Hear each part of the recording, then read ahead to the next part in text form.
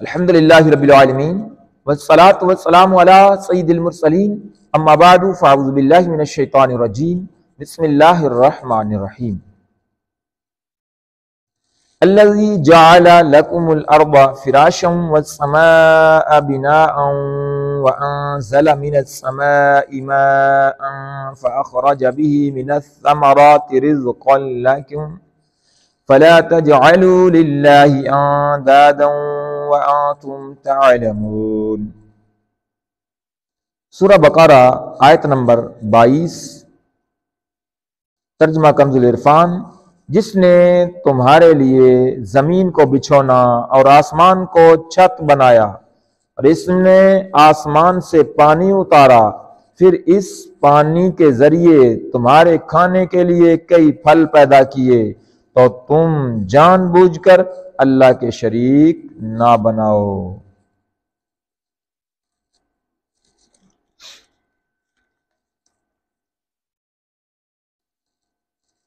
اس آیت کی تفسیر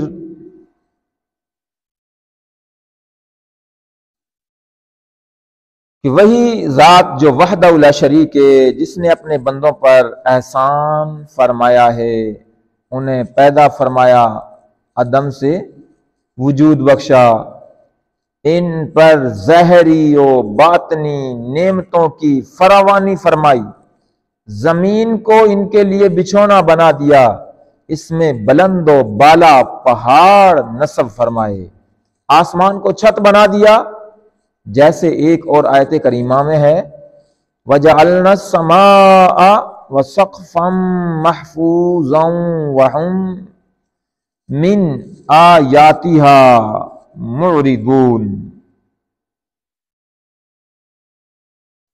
وجعلنا السماء سقفا محفوظا وهم عن آیاتها معرضون۔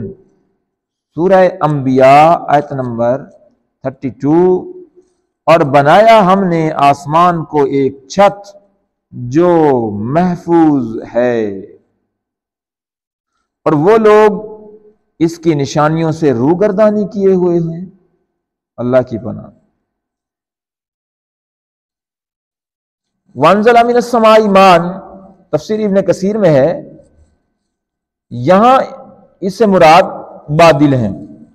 اس وقت یعنی بادل کو بھیجا جب لوگوں کو اس کی شدید ضرورت تھی، اس سے انواع و اقسام کی کھیتیاں اور پھل پیدا فرمائے، اور ان کی اور ان کے جانوروں کی خوراک، اللہ اکبر، اس سے پیدا فرمائی۔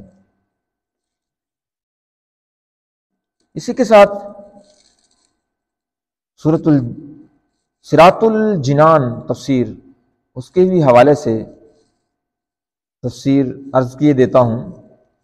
اسی آیت مقدسہ کے متعلق فرمایا الذی جعل لکم الارض فراشا والسماء بناء، جس نے تمہارے لیے زمین کو بچھونا اور آسمان کو چھت بنا دیا۔ اس آیت اور اس سے جو پہلے والی آیت تھی، اس میں اللہ تعالیٰ نے اپنی نعمتوں کو بیان فرمایا ہے۔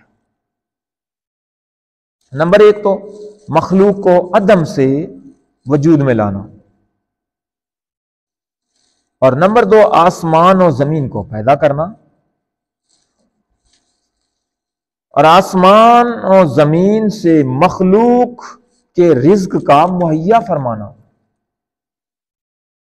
نمبر چار آسمان سے بارش اتارنا اور زمین سے نباتات اگانا۔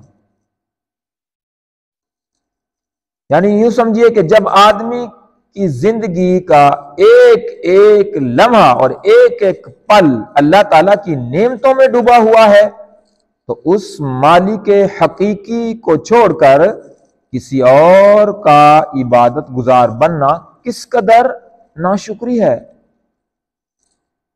اور یوں ہی ایسے کریم خدا کی یاد سے غفلت بھی کتنی بڑی ناشکری ہے۔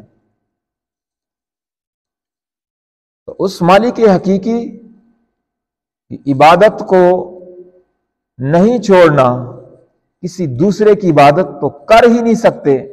اور جب ہم ایمان لے آئے، اسلام پر آ گئے، یا ایھا الذین آمنوا ادخلوا فی السلم کافہ، پھر عبادات سے کبھی بھی غافل نہ ہوں۔ اللہ تعالی ہمیں عبادت پر قائم رکھے، آمین، بجاہ خاتم النبیین صلی اللہ تعالی علیہ وآلہ وسلم۔